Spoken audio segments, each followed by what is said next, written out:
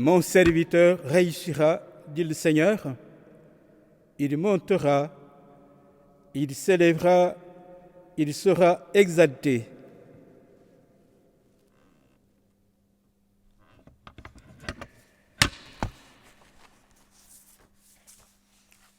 Bien, chers frères et sœurs, en ce deuxième jour du Triduum pascal,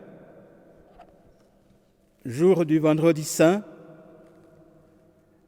nous voici conviés à contempler Jésus sur la croix.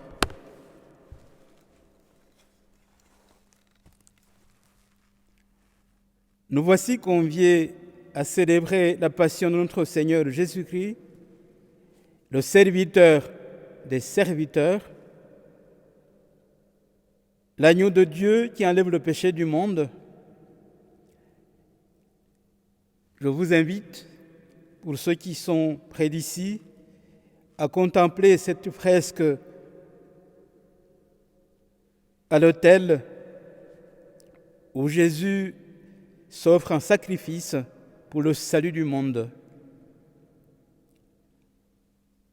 Par la même occasion, chers frères et sœurs, tout en méditant sur le sens de la croix de Jésus-Christ, nous sommes invités à continuer cette montée vers Pâques, cela dans une dynamique de conversion du cœur, de prière,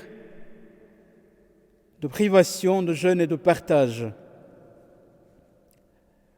Bien, chers frères et sœurs, c'est dans sa passion, comme l'écrit saint Paul dans sa première lettre à Timothée, que Jésus-Christ nous a rendu un beau témoignage d'amour suprême, un témoignage d'amour pour nous sauver. Nous trouvons cela dans la première épître de Paul à Timothée, au chapitre 6e, verset 13. Frères et sœurs, c'est sur la croix que Jésus, élevé de terre, nous attire vers lui pour nous conduire auprès de son Père et notre Père. À ce sujet, ce passage de l'Évangile selon saint Jean est éloquent. Moi, dit Jésus, une fois élevé de terre, je les attirerai tous à moi. Nous trouvons cela dans l'Évangile selon saint Jean, chapitre 12e, verset 32. Oui, frères et sœurs, puisse l'Esprit de Dieu, l'Esprit que nous avons reçu à notre baptême, délier notre langue pour clamer à la face du monde que la croix de Jésus-Christ est une preuve d'amour suprême. Oui, frères et sœurs, cette croix de Jésus est pour nous une preuve, un témoignage d'amour suprême.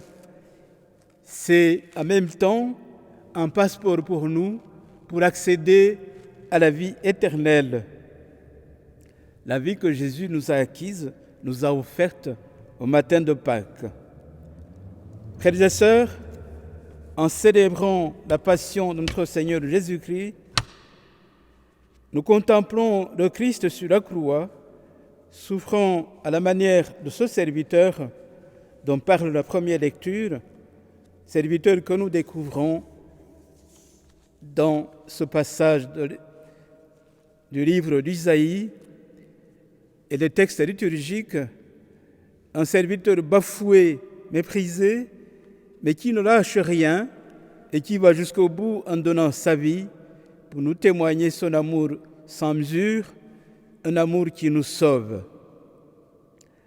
Bien, chers frères et sœurs, en ce vendredi saint, l'agonie de Jésus nous fait penser à tous ceux qui luttent contre cette peste maléfique du Covid-19. Les malades à travers des lits d'hôpitaux, de cliniques, nous pensons au personnel soignant, au corps médical, médecins et infirmiers, aides-soignants, tous ceux et celles qui sont en première ligne pour se battre et faire gagner la vie. Mais cette vie est une vie qui est et qui sera toujours limitée dans le temps. Jésus, lui, a mené son combat pour nous faire gagner la plénitude de la vie éternelle qu'il nous a offerte en terrassant la mort au matin de Pâques. Et c'est ici que cet adage trouve son sens plénier. Il n'y a pas de Pâques sans Vendredi saint. Bien chers frères et sœurs, en son Vendredi saint, l'Église commémore la passion de Jésus. Jésus qui est trahi par la Ligue des autorités religieuses et politiques. Jésus qui est rejeté par les Juifs, humilié, tout en gardant sa dignité de fils de Dieu. Et il dit lui-même, « Ego eimi, ego sum », moi je suis, dit-il. Ce Jésus ligoté, meurtri, est celui qui est, qui était et qui vient. C'est le Dieu éternel qui est entré dans le cours du temps et qui a entrepris l'ultime combat pour terrasser le mal, que la mort sera par amour pour nous et pour nous offrir la vie qu'il possède en plénitude. Il est vrai que nul n'a plus grand amour que celui-ci, donner sa vie pour ses amis. Nous trouvons cela dans l'Évangile selon Saint Jean, chapitre 15e, verset 13. À cela, bien sûr, on pourrait objecter qu'il existe un amour plus grand que de donner sa vie pour ses amis. C'est donner sa vie pour ses ennemis. C'est justement ce que Jésus a fait. Le Christ est mort pour des impies, écrit l'apôtre Paul dans son épître romain, et il dit ceci. À peine en effet voudrait-on mourir pour un homme juste, pour un homme de bien. Oui, peut-être oserait-on mourir, mais la preuve que Dieu nous aime, c'est que Jésus-Christ, alors que nous étions encore pécheurs, est mort pour nous. Nous trouvons cela dans l'Épître aux Romains, chapitre 5e, versets 6 à 8. La croix de Jésus, c'est l'ouïe d'amour de Dieu pour nous, nous dira le pape Benoît XVI.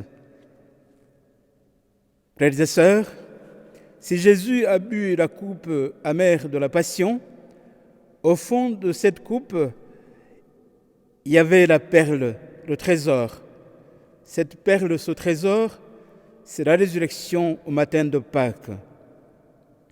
Si la course pour la vie devait se terminer ici sur terre, frères et sœurs, il y aurait de quoi désespérer à la pensée de ceux qui meurent, comme en ce moment, emportés par le coronavirus, ou à d'autres qui sont emportés par différents aléas de la vie.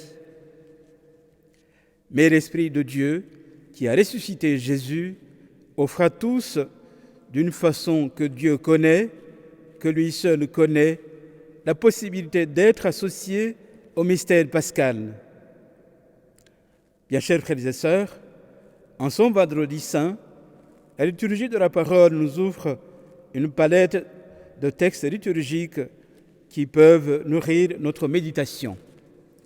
La première lecture, tirée du livre du prophète Isaïe, est le chant du serviteur souffrant.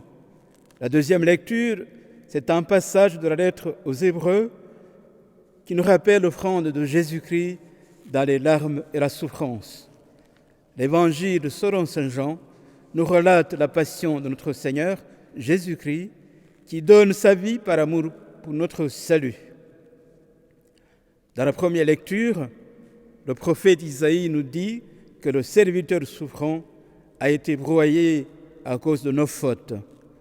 Il a été méprisé tout en portant nos maladies et tourments, comme en ce moment où l'humanité entière traverse cette souffrance de pandémie, de peste maléfique. C'est par ce moyen qu'il nous a obtenu le salut, mais à cause de ces souffrances, il verra la lumière, il sera comblé, le serviteur réussira, il s'élèvera et sera exalté. C'est par sa passion que Jésus va à la lumière de la Pâque. La Passion, selon saint Jean, est un récit de glorification. Elle est préparée par la prière de Jésus, habituellement appelée prière sacerdotale, une prière qui se trouve à la fin de la scène, au chapitre 17e de l'évangile que nous venons de lire, l'évangile selon saint Jean. Jésus se tourne vers son Père et dit « Père, l'heure est venue, glorifie ton Fils, afin que le Fils te glorifie. » Tout en demandant d'être glorifié, Jésus est conscient de cette glorification et qui ne peut être obtenue qu'en moyennant la souffrance. En acceptant la souffrance jusqu'à mourir sur la croix, Jésus va jusqu'au bout des possibilités de l'amour. Ayant aimé les siens qui étaient dans le monde, il les aima jusqu'au bout, nous dit l'évangéliste saint Jean au chapitre 13e, verset 1. Bien chers frères et sœurs, au pied de la croix de Jésus, prions et demandons à l'Esprit de Dieu de nous éclairer afin que, comme disciples de Jésus-Christ, ici dans le bassin du Gap-Pensée, nous puissions témoigner de l'amour, de la foi et de l'espérance qui nous habitent. Et cela dans un accueil mutuel, enraciné en Jésus, notre roc, en étant solidaires avec les plus démunis et les pauvres sur le plan matériel ou spirituel, en nous soutenant mutuellement dans notre mission d'annonce de l'Évangile, de célébration des sacrements et du service du royaume. Bien chers frères et sœurs, par notre baptême, nous avons été constitués prêtres, prophètes et rois.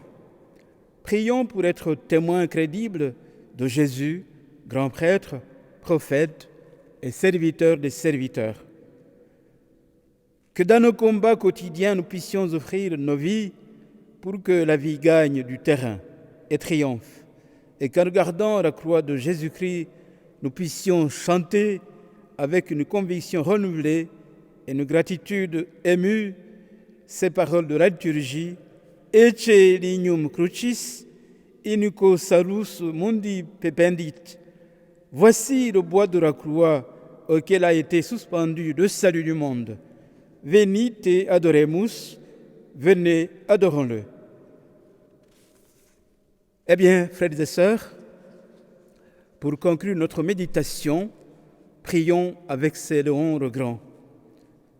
Ta croix, ô Jésus-Christ, est la source de toutes les bénédictions, la cause de toute grâce. Par elle, les croyants que nous sommes tirent de leur faiblesse la force, du mépris reçu la gloire et de la mort la vie. Désormais, l'unique sacrifice et l'unique offrande de ton corps, de ton sang, donne leur achèvement à tous les sacrifices, car tu es, ô Christ, le véritable agneau de Dieu, l'agneau qui enlève le péché du monde, toi qui enlèves le péché sous péché et nous sauve. Merci Seigneur. Amen.